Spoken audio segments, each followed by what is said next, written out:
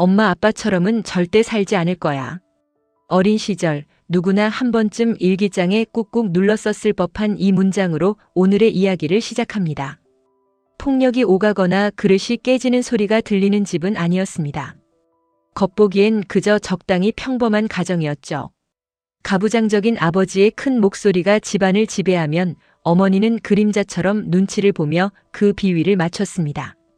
남들 앞에서는 화목한 척 1년에 한 번 갔을까 말까 한 가족 여행 이야기를 사골국물 우려 먹듯 반복하며 우리 집은 문제없어라고 포장하던 그런 집이었습니다. 하지만 사연을 보내주신 A씨의 기억 속에 대화는 없었습니다. 부모님은 각자의 친구들과 어울리기 바빴고 정작 집 안에서는 동생과 A씨에게 정서적인 관심을 주지 않았습니다. 밥을 먹었는지 숙제는 했는지는 물었을지 몰라도 오늘 마음은 어땠니?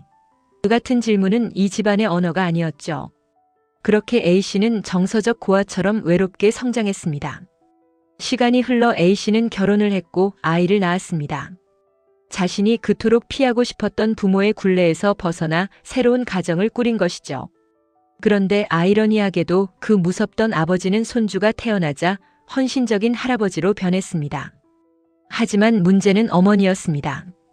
갱년기와 우울증을 앓고 난 뒤 어머니는 완전히 다른 사람이 되어버렸습니다. 엄마, 나 육아가 너무 힘든데 이번 주말에 좀 와줄 수 있어? 수화기 너머로 들려온 어머니의 목소리는 건조하고 차가웠습니다. 나 피곤하다. 못 간다. 거절의 말보다 A씨를 더 힘들게 한 것은 친정집의 풍경이었습니다. 오랜만에 찾아간 집은 엉망이었습니다. 청소를 언제 했는지 모를 바닥, 쌓여있는 설거지, 씻지 않아 냄새가 나는 어머니의 모습. 그 깔끔하고 눈치 빠르던 어머니는 온데간데 없고 그저 무기력하고 게으른 한 노인이 소파에 파묻혀 있을 뿐이었습니다. 주변 사람들은 말합니다. 친정엄마가 살아계시는 게 어디냐. 내가 좀 챙겨드려라.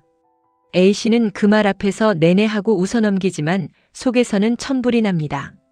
친구들의 친정엄마는 반찬도 해다 주고 손주도 봐주며 살갑게 지내는데 왜 우리 엄마는 저렇게 짐처럼 변해버린 걸까요? 더럽고 게으른 엄마를 볼 때마다 올라오는 짜증, 그리고 그 짜증 뒤에 따라붙는 내가 불효녀인가? 라는 죄책감. A씨는 묻습니다. 엄마를 보면 답답해요. 이런 마음을 가지면 안 되는 걸까요? 이 답답하고 꽉 막힌 마음의 방 한가운데서 저는 벽에 걸린 그림 한 점을 봅니다. 오늘 여러분께 소개해드릴 작품 빛바랜 오후입니다. 작품을 봐주세요. 아주 넓고 하얀 종이 위에 가늘고 끊어지지 않는 검은색 잉크 선 하나가 지나갑니다. 그 선은 낡은 의자의 형상을 그리고 있습니다. 그런데 의자 위에 앉아있는 사람의 모습이 기묘합니다.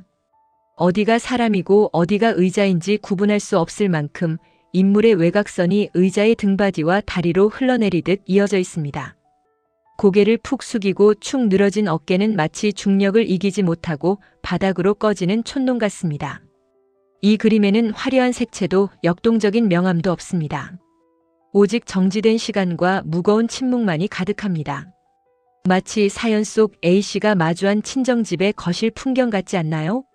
멈춰버린 시계, 쌓인 먼지, 그리고 그 속에 박제된 것처럼 앉아있는 어머니의 무기력함이 이 한 줄의 선에 고스란히 담겨 있습니다.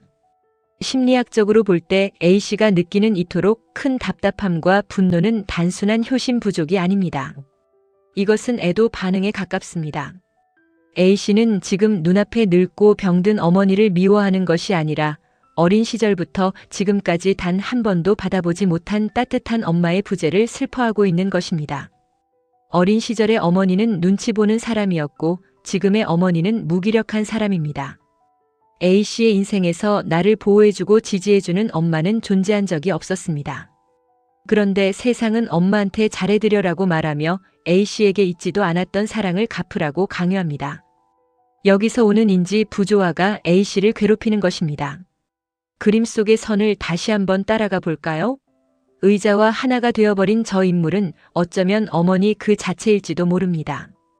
우울증과 갱년기는 어머니가 평생 쓰고 있던 가짜 가면을 벗겨버렸습니다. 가부장적인 남편 비위를 맞추며 억눌러왔던 에너지가 고갈되자 어머니는 그냥 아무것도 아닌 상태로 돌아가 버린 겁니다. 게을러진 것이 아니라 평생을 연기하며 사느라 영혼이 소진된 것일 수도 있습니다. 번아웃이 온 것이죠. A씨, 당신이 느끼는 혐오감은 정당합니다. 위생적이지 못한 환경, 소통의 부재, 기대했던 도움의 거절 앞에서 짜증이 나는 것은 당연한 인간의 감정입니다. 그러니 이런 마음을 가지면 안 되는 걸까요? 라며 스스로를 검열하지 마세요. 당신은 지금 평생 기다려왔던 엄마라는 존재가 영영 오지 않을 것임을 확인받는 고통스러운 과정을 겪고 있는 것입니다. 이 그림의 제목이 왜 빛바랜 오후일까요? 오후는 하루 중 가장 나른하지만 곧 저녁이 오고 밤이 오면 쉴 수 있는 시간이기도 합니다. 그림 속 여백을 보세요. 꽉 차 있지 않아서 오히려 숨 쉴 구멍이 있습니다. 지금 A씨에게 필요한 건 어머니를 억지로 이해하거나 사랑하려고 노력하는 것이 아니라 저 그림의 여백처럼 거리를 두는 것입니다. 어머니의 무기력은 어머니의 몫입니다. 당신이 청소해주지 않아도, 당신이 그 우울을 떠안지 않아도 됩니다. 그림 속 의자가 텅 빈 공간에 홀로 놓여 있듯 어머니를 그냥 한 명의 나약한 인간으로 그 자리에 두세요. 그리고 당신은 당신의 아이와 당신의 남편과 함께 생기 넘치는 색채를 칠해 나가세요. 우리는 부모와 화해하지 않아도 충분히 행복해질 수 있습니다. 끊어질 듯 위태로워 보이지만 끝내 끊어지지 않고 이어지는 저 선처럼 당신의 삶은 흔들릴 지언정 결코 무너지지 않을 것입니다. 오늘 밤은 죄책감 대신 나 자신을 안아주며 잠드시길 바랍니다.